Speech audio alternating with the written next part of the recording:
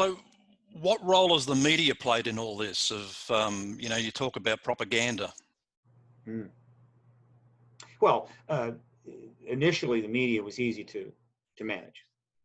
First of all, the media had been managed quite effectively during World War II, meaning we need your cooperation here. There's things we don't want you to cover. There's things we don't want you, places we don't want you to go. It's national security, and the media was on. Absolutely, that would be support the war effort.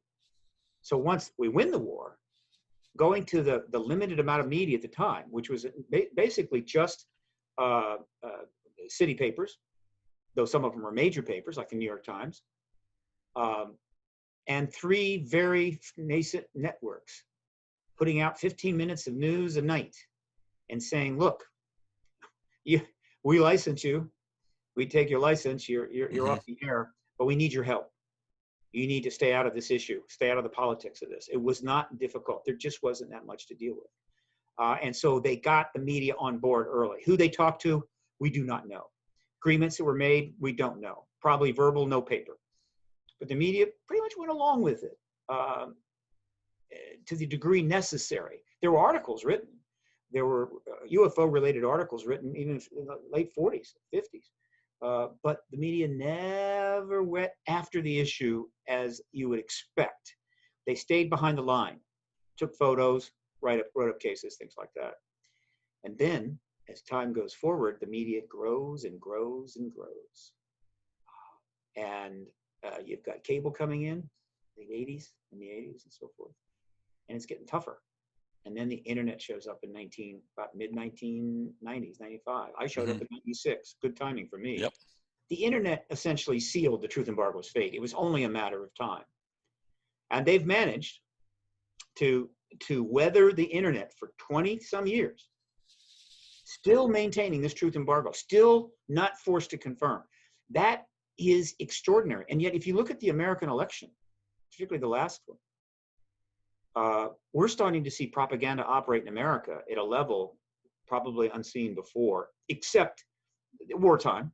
But I think the propaganda situation now is far more extensive than in wartime, frankly, because that was a kind of a cooperative effort. People knew they were reading propaganda, but it was in service of the war. Now, they don't know what they're hearing. They don't know what they're seeing. So propaganda has become massive, and it's affecting a significant portion of American life and our institutions. It's undermining trust, etc. And one of the greatest propaganda efforts of all time was the 70-year truth embargo, 72-year-on truth embargo, to convince people to stay away from a phenomena that was right in front of their nose, right over their head. Right. And they achieved it so far. We'll see how much longer it lasts. So have all the presidents since 1947 been to blame for this secrecy as well, or they just been stonewalled? Can they do anything? Let's blame. Let's not use that word. All of the presidents since Roosevelt have helped build the national security state, helped build the massive intelligence community, and to protect us from threats. And we had them, no question. So that's not blame. That's what they did. Now, what presidents knew that a significant portion or a portion of the national security state was addressing a rather extraordinary reality that non-human intelligence was in fact engaging us in various ways. Some not known so well in the 40s and 50s, but would be known later.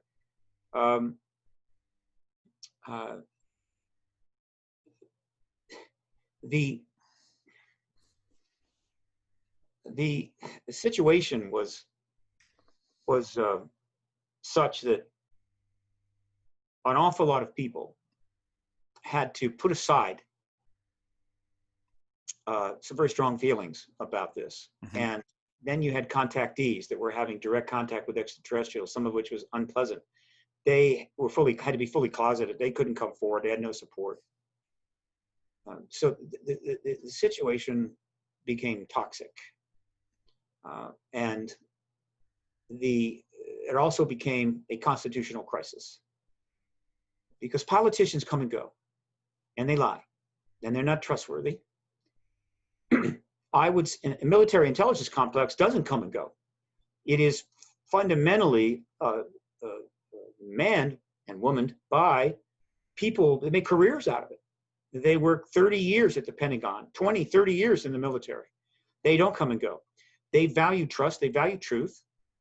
It's critical in the intelligence community, not in spying, but in the intelligence community, you got to know the truth, not somebody's piece of propaganda. So they look at the political class and they go, you are too dangerous to know this information and a lot of other things. We have to keep it from you in everyone's best interest. And the total number of things that have been kept from the President of the United States, Lord knows how much. And one day we may find out, we may never. But one thing they have kept from some presidents is the ET issue. Right. And so you have this, and I'm going to be doing an extensive interview with Ancient Aliens shortly about that, UFOs and presidents.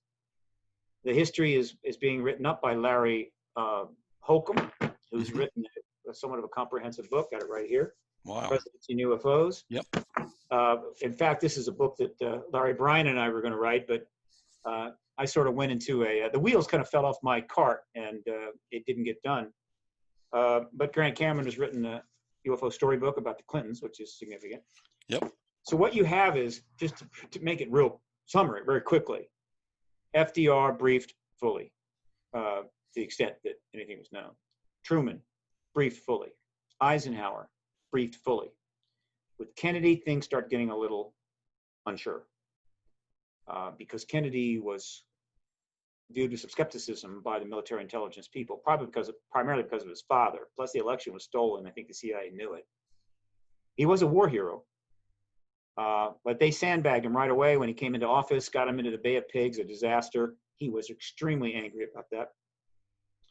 And so I don't think they went out of their way to brief him. I don't think he got a briefing on the extraterrestrial issues and everything the government had in its possession and research that was being done.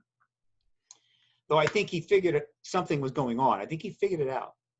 And just in the last days of his life, he was making some maneuvers that seemed to have a potential ET connection. Historians are going to have to dig deep on that one, but yep. It'd be interesting to find out. And then as you move forward, it varies. Ford, I don't think, was briefed. I don't think Johnson was briefed. Carter definitely wasn't briefed. He was stonewalled, actually. He wanted to get into it, but he was stonewalled by his own Pentagon, his own CIA, and so forth. Nixon was briefed, we think. How much, we don't know. But because of the famous Jackie Gleason story, which I think has been corroborated. He told that to some people. His wife told it to some people. I think it's corroborated. And there's a lot of collateral substantiation. He knew him very well. They liked each other, played golf a lot. Gleason was a fantastic golfer, fantastic pool player. He's an extraordinary man. And he had one of the largest UFO libraries in the world. He was extremely interested. And the story is that Nixon took him to see some bodies at a base where some were held while they were down on a golfing trip. So he had to have been briefed to do that. As you move forward, George H.W. Bush knew anything he wanted. He had a perfect resume. He had it all.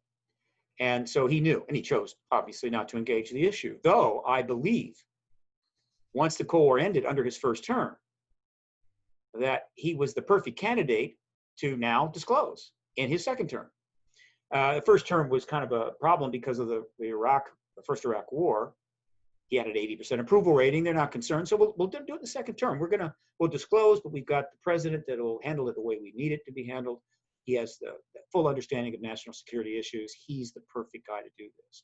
And when he lost, this is history intervening, everything was thrown up in the air. So I think he was briefed. Clinton, of course, tried to get at the issue at the behest of Lawrence Rockefeller, and he was stonewalled. And I believe because he literally was making an effort and Rockefeller was in the door, I believe that elements of the United States government turned on him and assisted the right wing in attacking the Clintons and pinning them down as much as possible with scandal after scandal accusation ad infinitum. And then he shut the Rockefeller Initiative down in '96, but he wins the second term. Now he's a lame duck president, mad as hell.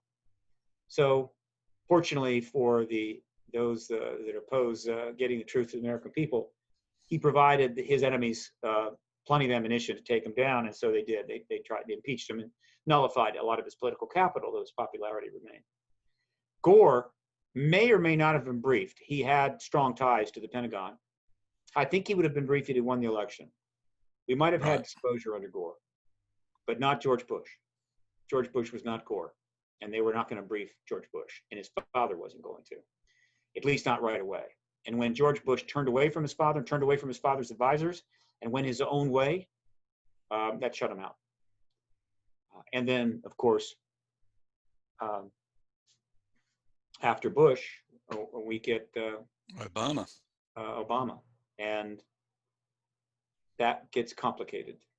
But Obama was not briefed by the government. I think Obama was briefed by the Clintons. Right. And then the question was Obama going to be the disclosure president, or was Hillary Clinton going to be the disclosure president? And one of the things that probably affected that the most was the Republicans who play hardball. The Democrats play wiffle ball. The Republicans play hardball. That's one of the reasons why we've had so much partisanship, so much nastiness. When the Democrats get mad at you, they beat you around the head and shoulders with wiffle ball bats. Right. Republicans want something, they beat you with baseball bats until you're lying bloody in the road and run over by the next semi-tractor trailer. And so when the first black president was elected, the Republicans played hardball. They maneuvered immediately, or as they saw it coming, they maneuvered to get Lehman Brothers to collapse early and launch a massive crisis, which resulted in vast sums of money being sucked out of government coffers, virtually stripping Obama of the necessary funds to enact anything. They gutted the place. They burned Washington down as they went out the door and made a pact amongst themselves, which is known. I mean, it's actually true, that they would block everything he did. They would stop him cold. And their motivations, well, we'll leave that to history to parse out. So he was tied down, and he didn't actually start getting a little maneuverability until into his second term. And the Clintons were right there with him. She was Secretary of State. Other Clinton people like Leon Panetta were in the government. So was I forget there's several other people, but they tried to bring in a couple other Clinton people, including Bill Richardson. I think at some point an understanding was made that Obama would stand down no matter what happened. Clinton would win the presidency and disclose. He would get a lot of credit. He would get some legacy. And of course, her husband would get a lot of legacy. Mm-hmm. I think kind of that's what was going down. I can't prove this. I don't think Larry proves it in his book. But historians will probably figure it out. And after disclosure, we'll get a lot of information about the politics of this. So the point is that every president that was denied a full briefing on this issue or any other issue of national security importance in the military intelligence complex, that is a constitutional breach. I won't call it treason. It isn't treason, really. It's not. But it's a constitutional breach. It's a crisis. And we've had numbers of them. And they have undermined, I think, the faith that the politicians have in the Pentagon and the other agencies, undermines the faith those agencies have in the politicians, and undermines the faith that the people have in everything. It's been a toxic, corrosive element. The Cold War was bad enough, knowing that at any moment you would literally be destroyed. Mm-hmm. And everything you hold dear would be gone. And the few survivors would envy the dead. We lived under that Damocles sword for 44 years. But in addition, we had the toxicity of abuse of secrecy, of lies about war, obviously about ETs, and ultimately broad spectrum institutional dysfunction set in. And the great American dream started to get pretty warped. It's been an amazing 70-some years. For a good part of my life, I was bored to death because I just did not have a path. And I finally chose this path, and I am so lucky. Because while it's frustrating as hell, it is never boring.